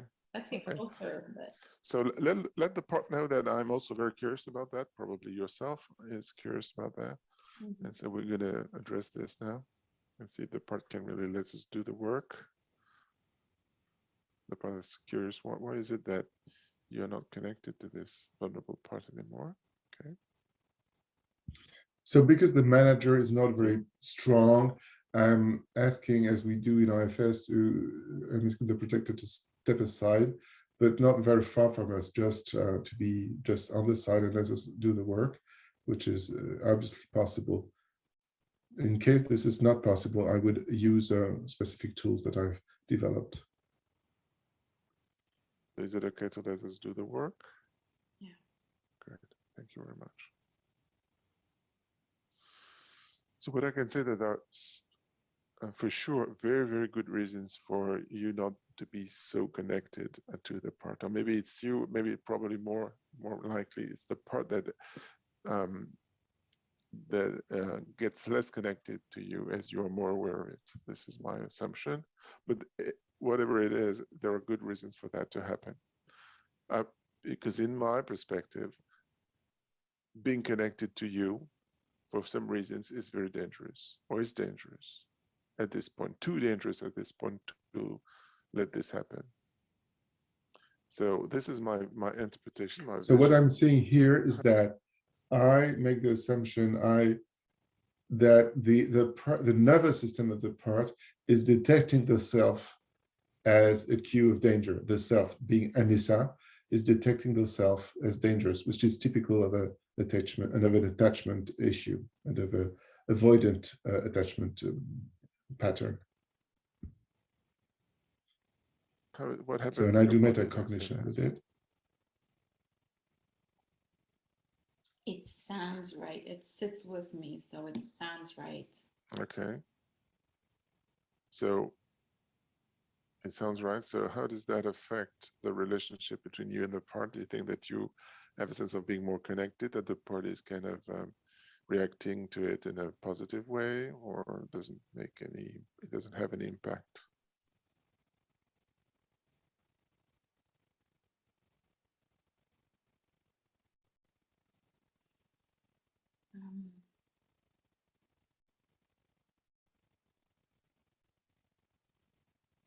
It doesn't. It doesn't change my connection to the part, and I'm still distant to it. Still distant. But I feel safe in the sense that I'm going to say it as I thought it, and it's sort of touched me to feel this. That I'm not being rushed to do something if it's not right. And as I say this to you, there's something that feels very touched in me, that I feel like I'm respecting my pace and I'm not having to do something that I don't want to do, that doesn't feel right to my system. And just that feels like such a great experience to be where I'm at and not having to do anything more, which is really nice. Great. So experience what happens in your body as you are doing so that actually experience. what she's saying to me in terms of from the attachmental perspective is that the part doesn't want to be pushed even by the self, even if the self wants to connect and regulate. This is too much. So this is the way, and this is, it doesn't want to be pushed, and this is what the part wanted to be seen in her by the self.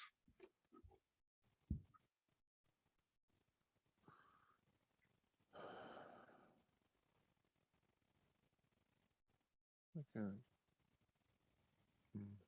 Sigh, more ventral energy. So I'm sorry you can't see the sigh, but I see it for you, and I'm explaining this to you. Just see, yeah. Yeah, and there's that gratitude that's like, you don't have to rush. you don't have to do more than you're doing. You know, it's as if the fetus, whatever part, is saying not now or not yet or whatever, and I'm not rushing to get to know it. It just feels so good to not have to feel I need to do more. So the current experience. yeah, it's very interesting, because as I'm getting something important, that in this situation, what is important for your system or nervous system is not that we are doing something with a part, but that you realize that you just need to be there for the part, and you don't have to do anything for the part. Yeah. So it's more on the side of the, we'd say, self than on the side of the part. Yeah. As you experience it. Okay. Yeah, that sounds right. Okay. So in my understanding, we are addressing now attachment wound, which is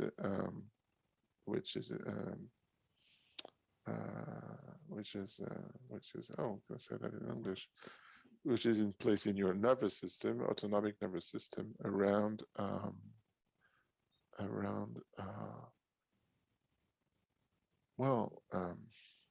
me put that in good English.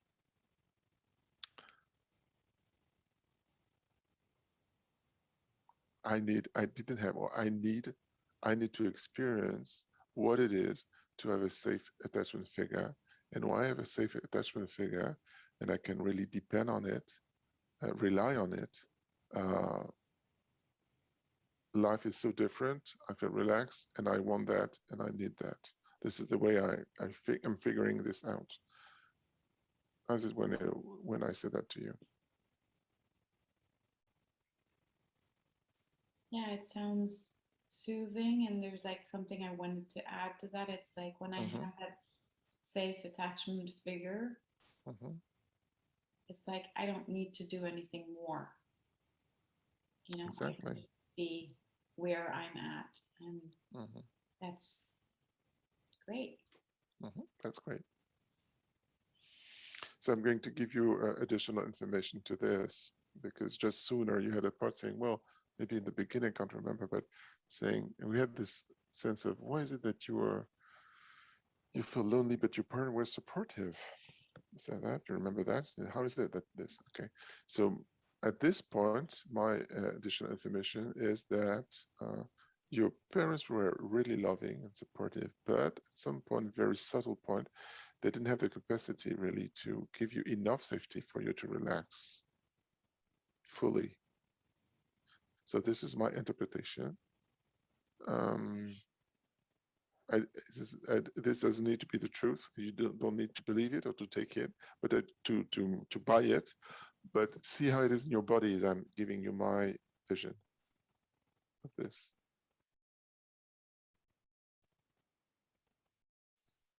Yeah, it doesn't like resonate with my experience, but I do know that in my nervous system, there was a sense of not being enough. So being insecure would be the word. And so having to do more. So I guess in a sense, it does resonate on a certain level. But they were there for many things, but in my nervous system, I didn't feel secure. So that does resonate, yeah. So as it resonates, you say it resonates. So what is the bodily experience that you're making as you feel this? As you say, it resonates. What is the bodily sensation? What are the bodily sensations? There's like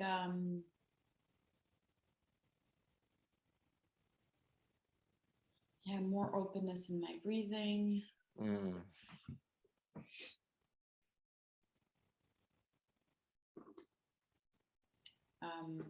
I can see a tiny constraint, which is I don't want to shame my parents because they were always there for me. So I can see a sort of part that's there that's like, no, your parents were always there, but I'm noticing it is a part.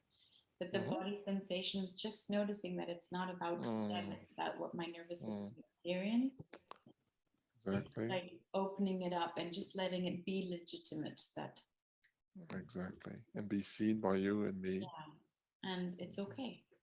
It's really not about, in my mind especially, it's really not about blaming your parents. It's really just about seeing that they did as much as they could, but for some reasons they were related to their own attachment, they couldn't provide you uh, the attachments, the attachment competencies that you needed at the time. It's really not about blaming the parents. It's really about seeing your nervous system being seen. Mm. Mm. And also getting now, as we are seeing this, that you can be an attachment figure, I can be that. There are attachment figures that you can rely on. Probably you, we'll see later.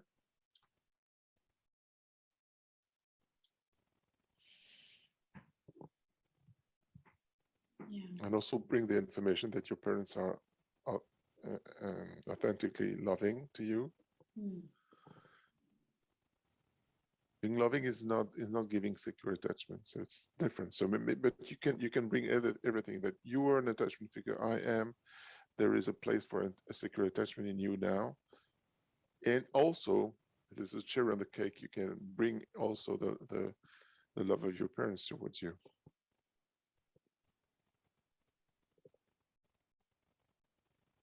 And associate all this. Let your body associate the love of your parents and the secure attachment you're experiencing now.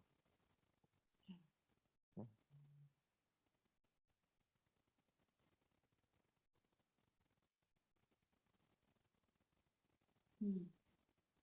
Mhm. This is another side. This is very good for your nervous system, is really getting all this information and recalibrating, remodeling. And I've so sighed a lot. yeah, you've sighed a lot. Mm. And what I would suggest now, because yeah, we would suggest that we go back to the fetus and see how it you experience it now. Is it still present? Mm. Has it turned out in something else, or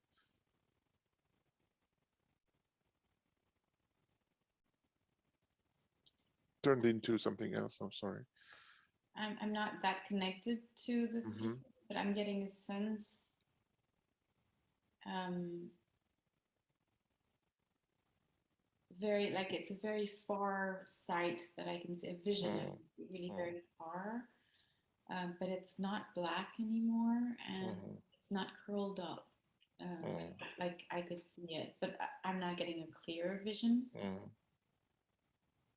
And it's like something's relaxed in my system that it feels, I feel safe towards it. I don't know if that makes sense. Yeah. Well, it does to me. The meaning of this, the making of this, is that what appeared to be a part was not much a part that was in burden and frozen in the past. Not much. It was more a part to which was there to help us see the attachment the attachment wound that you had. I mean, underneath. Is that good English? I don't know if this is clear enough.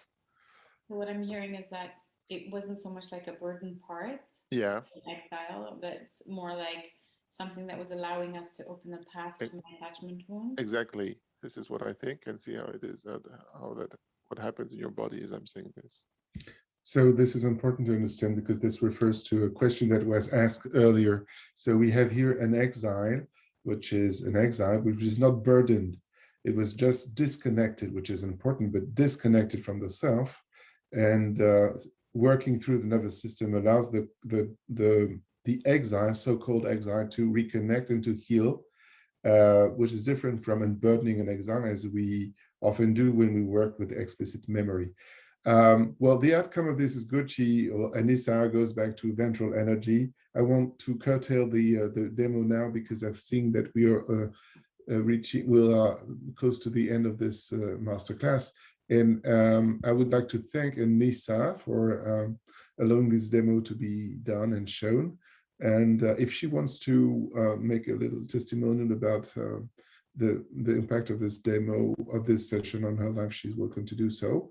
I would like to hear some questions if you have about this work before we stop. I'm sorry, we still have 10 minutes left. So Anissa, are you there? Yes, hello. I was not expecting, so I put my lights off, but yes, I'm here. No, I just want to say how touched I was with doing this demo with Francois, and I think the moment that I was really touched was when Francois said that he was going to sit by my side and put his hand on my back, and that was really a turning point in the session.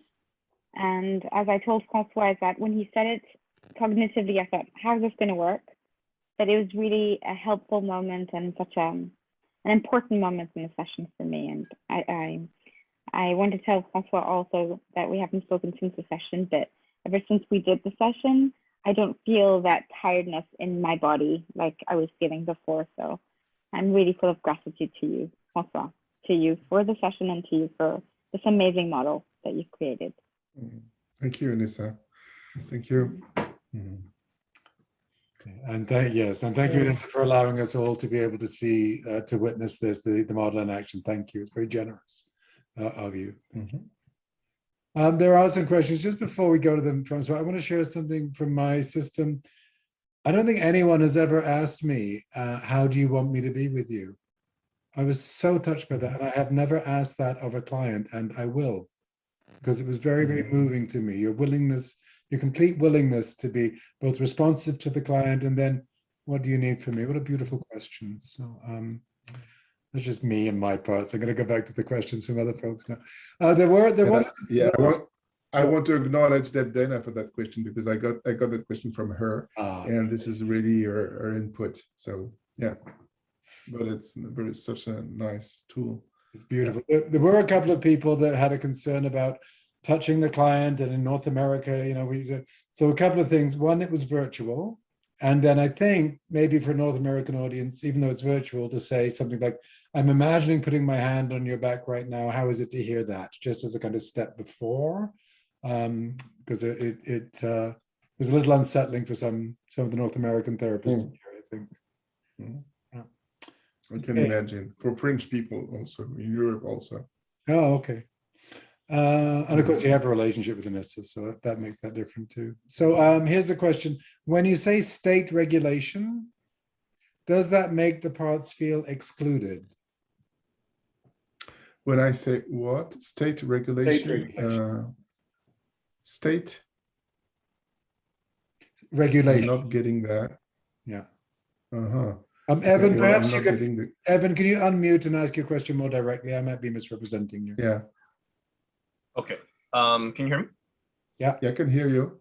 Okay. So, you know, like when you're going in and you're saying, okay, that's not a part, that's the state, and then going into kind of regulate that. And I don't know if I'm just misunderstanding, but it's kind of almost similar to like it seems like similar to resourcing a bit. Does that make like the parts feel excluded? When do you do that versus regular IFS, which would kind of be, my understanding would be like, you know, is that a blocking part coming in? Is that a part making you tired coming in? When do you, can you maybe explain or? Yeah, well, if I'm getting your question, well, I think that from the IFS perspective, we could say that this is a part that comes in, and we would say that, yeah, and we would address that as a part. Yeah, it makes sense. This is the way I would have done that during regular IFS, but having this neurobiological perspective through polyvagal theory, I consider this as a state, and I co-regulate that instead of having instead of trying to self-regulate the part, the so-called part. Does that make sense to you? I mean, it does a bit. I'm just wondering when you would do that versus kind of address the part and say, you know, is that another part coming in? Is that a you know, part taking you out, making you feel that way, or so on? like when do you actually decide and to do that versus you know, a traditional IFS? Yes. And what is your point with this? No, that was a question. No. Oh, there was a question? Yeah. I don't know if I was maybe I was not catching it all, but it was, you know, it was like regulating the state Yeah. versus going into it and saying, okay, that's a part that's kind of making that state. Yeah. But this is the point. Yeah, this is exactly what you saw. What is the difference with the IFS model? This is just instead of saying this is assuming that this is a part, we say, well, this is a state. Do you agree? And if this is the experience that the person is making, we just shift to co-regulation. This is exactly the point. Okay. Yeah. Okay. I think for those of us that only know IFS, this is a little mind-blowing. What I'm noticing is the dance looked absolutely beautiful to me. Oh, it's a state. If I'm understanding you correctly, Francois, it's likely to be under 3 years old. That doesn't present as a fully formed part with all of its thoughts and feelings and personalities. It appears more as a state. So we'll check that out. If it's a state, we'll co-regulate because you've gone back into that place until you're able to self-regulate again. That's the dance I'm experiencing. Exactly. This is the point. Exactly. Yeah. But it's new for those of us that are only IFS trained. It's new, so it's a bit of a. Oh, okay. Yeah. Thank you. Question: can you have a? Oh, sorry. I'll just ask you to ask it directly. Anne, could you unmute and ask your question? Yes. Can you hear me? Yes, I can. Okay. So you're just thinking about the nervous system. So if you're in that supported state, I come from a dance therapy background, so I'm thinking about witnessing, being with my client, noticing as this is what happened in my nervous system. So my question is, I started to kind of sink into like a flattening and maybe a dorsal, and then I started to tremble and shake like a release from the sympathetic. Would that be like a rapid cycle or a mixed state, or any comments on that kind of body expression? Well, are you speaking of yourself being like in the position of a client or a therapist? Yeah, I was kind of, as you were doing the demo, I was just like experiencing, and it was similar for me, like when you said to put the hand on, I was like, oh, I just had this huge longing, but then I kind of had this feeling of depressing, my nervous system coming weak, and then I shook a little bit to release. And I was just wondering about any comments on the kind of nervous system response. Or I think that the way your nervous system responded is exactly the same way that Anissa's nervous system responding to the nervous system, to the dorsal being co-regulated. So we have this neurobiological universal way of getting out of the dorsal, which is through movement. It can be shaking, it can be emotions, it can be getting an insight, it can be whatever happens, which is not immobilization. Whatever happens, not being immobilization means that the dorsal is being regulated through the sympathetic. And what your experience was that you experienced shaking. It might be shaking, it might not be shaking, it might be an emotion, it might be a sensation of warmth, it might be many different expressions. But yes, that's exactly what you felt, what you experienced is similar to what Anissa's experience as she went out of the dorsal energy. Yeah, I just thought it was interesting, like maybe I could co-regulate, even though I was watching the demo, it was really taking me somewhere deep in my nervous system. Yeah, with a lot of emotion, and it was more trembling, crying, and then relaxing. So it can cycle quite quickly, I guess, is kind of like you see that those going through those states quite quickly. Is that common, or just everyone's different? Well, it can be, well, it could be quick. It can be, it's going to be quick, a quick way to regulate, or it could be also something, a pattern that, we should look into that more deeply in your personal case, but it can be very rapid. Yeah. Thank you. But obviously, from what I'm getting from you, based on your prosody, you seem to be in ventral energy now. So obviously you've been through a cycle of regulation and not a pattern, something that turns around. Yeah, and I My guess sense. because of my training, I express a lot. I feel a lot through my body. Some people are more kinesthetic, would you say, or maybe it's just training through. Yeah, so there's a lot of movement. I'm excited to see if I can integrate dance movement therapy, and I want to hear about your training as well. That's a nice Probably. segue, Anne. Thank you. So Francois and I were talking before the course today. Francois training in English. He's aiming for 2023. I've got my name on the list. When I send out this recording tomorrow, if you want to be on that list, even though it seems a long way away, I'll invite you to email my assistant Karine, and she will generate that list for Francois. I want to thank you so much. This has so informed my understanding of what's going on, and will inform my practice, and will also inform my teachings.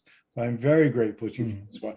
Perhaps we could all just take a moment to unmute and say thank you and bye-bye. Thank you. Thank you so much. Francois. Thank you. Thank you. So much. Thank you. So great. Thank you. Thank you, Francois. Thank you. Thank you very much. Thank you. Oh, I missed your voices. Thank Your voices. Thank you, Derek. Oh, you're welcome. Thank you, Derek. Thank you, Derek. Thank you, Derek. Yeah. Thank you, Derek. You're welcome. Francois, I will email you when we wrap up just after this, okay? So I'll do my best to get you folks the recordings tomorrow. We're going to end the meeting in 3 seconds, 2 seconds, 1 second. Bye, We're done. everyone. Bye.